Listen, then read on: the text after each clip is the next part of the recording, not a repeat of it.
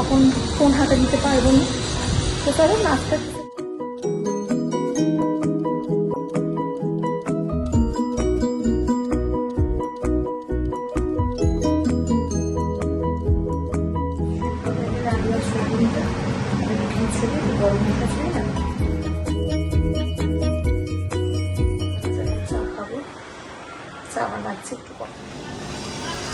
Hi everyone, good afternoon.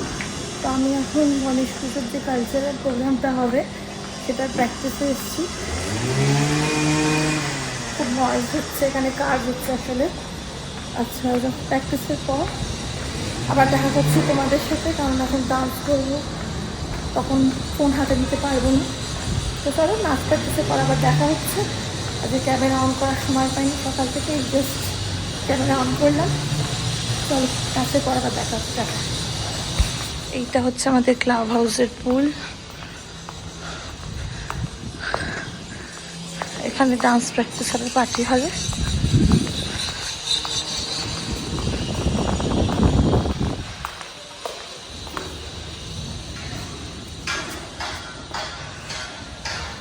Hi everyone, তো আজ আমাদের নিরামিষ মঙ্গলবার ভেজিটাল কারি, সয়াবিন দিয়ে আলুর তরকারি করব নিরামিষ।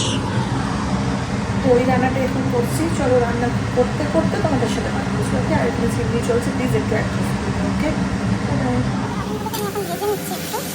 সোয়াবিনের যে গন্ধটা না ওটা ছাড়ে না। আর আমার বর সোয়াবিনের গন্ধটা নিতে পারে, এরকম করে দিলে মনে হয় সোয়াবিনের গন্ধটা ছাড়বে না। মধ্যে আমি গোটা গরম মশলা, দুটো কাঁচা লঙ্কা, তেজপাতা আর গোটা জিরে দিলাম। এরপর এই আলুগুলো ছাড়তে আলু দিয়ে দিয়েছি, এবার নুন দিয়ে দিয়েছি। এই আলুটাকে এবার ভাত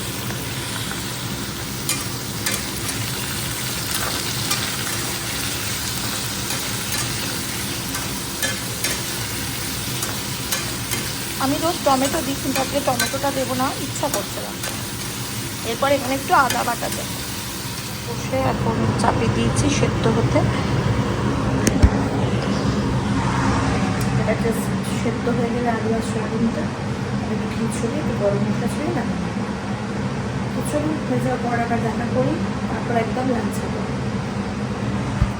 হ্যালো বন্ধুরা, তো আমার এই জাস্ট লাঞ্চ, এই না 15 মিনিটের মধ্যে লাঞ্চ হওয়া কমপ্লিট হয়েছে। এখন আমি খাটে এসে একটু বসেছি, সরি একটু ইউটিউব স্ক্রল করছিলাম, রিলস দেখছিলাম, শর্টস ভিডিও, তারপর একটু ব্লগিং দেখছিলাম।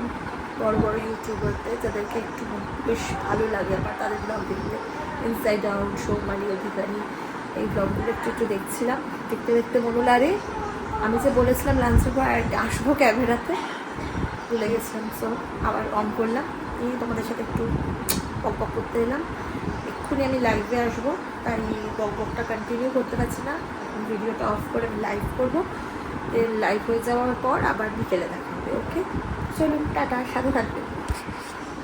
Hello everyone, good evening.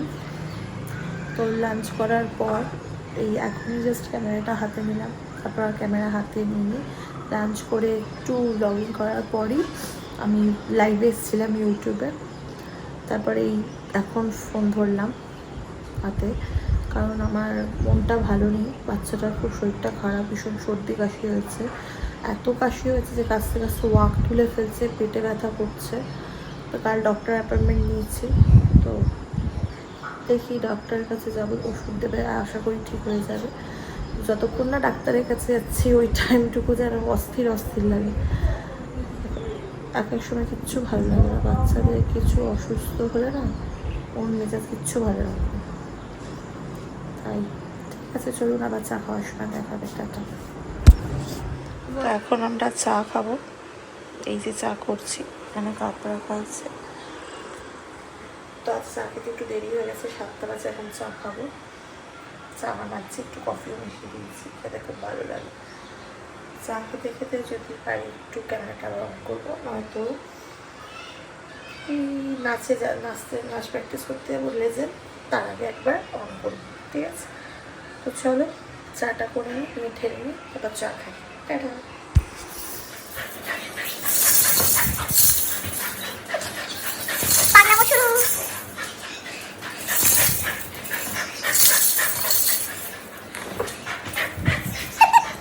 তো বন্ধুরা, আমাদের খাওয়া হয়ে গেছে অনেকক্ষণ, আধা ঘন্টা হয়ে গেছে। আজ একটু দেরি করেই খেয়েছি, কারণ সন্ধ্যেবেলায় স্ন্যাক্সটা হেভি হয়ে গেছিলো, নুডলস খেয়েছিলাম, ওটাই খেয়েছি 8টায়। তো এখন জাস্ট একটু একগাল করে ভাত আর মা কাঁচকলার কোফতা বানিয়েছিল রাত্রে, ওটা খেলাম। খেয়ে সব যে যার ঘরে শুতে চলে এলাম। আর কালকে ছেলেকে সকাল সকাল ডাক্তারখানা নিয়ে যেতে হবে। যতক্ষণ না ওর শরীরটা ঠিক হচ্ছে, মনটা আমার ভালো লাগবে না। স্বাভাবিক ব্যাপার, যেহেতু সন্তানদের যতক্ষণ না শরীর স্বাস্থ্য ঠিক, মানে যতক্ষণ না শরীর স্বাস্থ্য ঠিক হয়, সন্তানরা অসুস্থ হলে মায়েদের মন কখনোই ভালো লাগে না। তো যাই হোক, আশা করি কাল ডাক্তার দেখিয়েও ঠিক হয়ে যাবে তাড়াতাড়ি।